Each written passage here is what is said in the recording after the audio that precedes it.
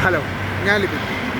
അപ്പം ഞാനിന്ന് പുഷ്പക വിമാനം, അതായത് സിജു വിൽസൺ, മറ്റേ ബാലു വർഗീസ് ഇവരൊക്കെ ഉള്ള പടം, പിന്നെ ഇവരെ കൂടാണ്ട് ലെന ഈ പടത്തിലുണ്ട്. അതുപോലെ വേറെയും കുറേ പേര്, എല്ലാവരും പേര് ഞാൻ എടുത്ത് പറയുള്ള പടം എന്ന് പറഞ്ഞാൽ ഒരു ഫാൻറ്റസി ഇൻവെസ്റ്റിഗേഷൻ കോമഡി പടമാണ്. അതായത് ഒരു കൊലപാതകവും കാര്യങ്ങളൊക്കെ ആയിട്ട് അതിൻ്റെ കൂട്ടത്തിൽ ഫാൻറ്റസി, അതായത് ഒരിക്കലും നടക്കാത്ത കാര്യങ്ങൾ കാട്ടണ ഒരു ഇതില്ലേ, ആ ഒരു ടൈപ്പിലുള്ള പടമാണ്. പക്ഷെ പടം നല്ല അതായത് എൻ്റർടൈൻമെൻ്റായിട്ട് നമുക്ക് തോന്നി.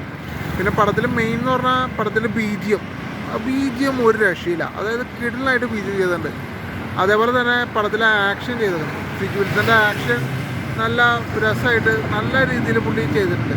ആ ആക്ഷൻ്റെ സമയത്തുള്ള സൗണ്ടും കാര്യങ്ങളും അതൊക്കെ നല്ലൊരു അറ്റ്മോസ്ഫിയറിലേക്കാണെങ്കിൽ സൗണ്ടൊക്കെ കിടിലായിട്ട് നമുക്ക് ആസ്വദിക്കാം. പിന്നെ മെയിൻ കാര്യം എന്ന് പറഞ്ഞാൽ പടത്തിൽ ഇത് ഫാൻറ്റസി കഥയായതുകൊണ്ട് തന്നെ, അതായത് പടത്തിൽ ഒരുപാട് ചോദ്യങ്ങൾ അവസാനിക്കും. കാരണം നടക്കാത്ത കാര്യങ്ങളാണല്ലോ ഈ ഫാൻറ്റസി കഥകളിൽ വന്നത്. അപ്പോൾ ആ രീതിയിലുള്ള ഒരു കഥയായിട്ട് എനിക്ക് തോന്നി. പിന്നെ വേറൊന്നും പറയില്ല. അതായത് അവസാനം ക്ലൈമാക്സ് എത്തിപ്പോയി ഇതിൽ ഒരു സീനുണ്ട്. ആ സീനിൻ്റെ ആവശ്യം അവിടെ ഉണ്ട്. സീനല്ല, ഒരു ഡയലോഗ് പറയുന്നുണ്ട്.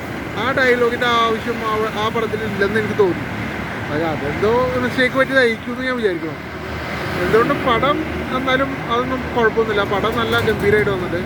പിന്നെ ഇതിൻ്റെ ക്ലൈമാക്സ് എന്ന് പറഞ്ഞാൽ അതൊരു 3 രീതിയിൽ ചെയ്തിട്ടുണ്ട്.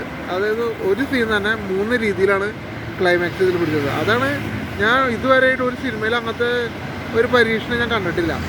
അപ്പോൾ എന്തുകൊണ്ടും പടം ഒരു തിയേറ്റർ വാച്ചബിളായിട്ട് എനിക്ക് ഫീൽ ചെയ്തു. കൊള്ളാം.